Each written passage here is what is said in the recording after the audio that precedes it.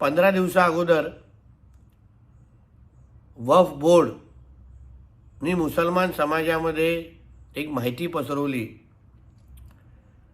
की जिथे मस्जिद होती तिथे राम मंदिर उभंच राहत नाही। आता 15 दिवसा अगोदर पसरवलेली ही माहिती तशीची तशी गेल्या 2 दिवसापासून संजय राजाराम राऊत सांगतोय। ह्याचा काय अर्थ लावायचा? भारतामध्ये राहून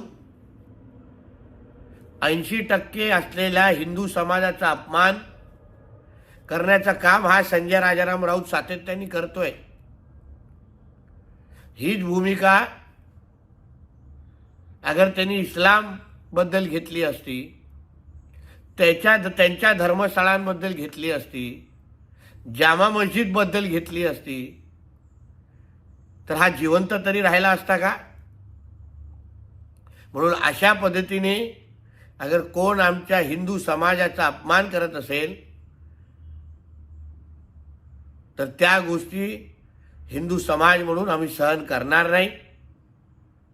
महाराष्ट्र सरकारला मी विनंती करीन, ह्याला दिलेलं संरक्षण काढून टाका आणि समस्त हिंदू समाजाच्या हवाले ह्याला करा, जेणेकरून परत कोणीही हिंदू समाजाचा असा अपमान करण्याची हिम्मत पण करणार नाही, विचार पण करणार नाही, एवढी खात्री आमचा समाज नक्की पद्धतीने घेईल।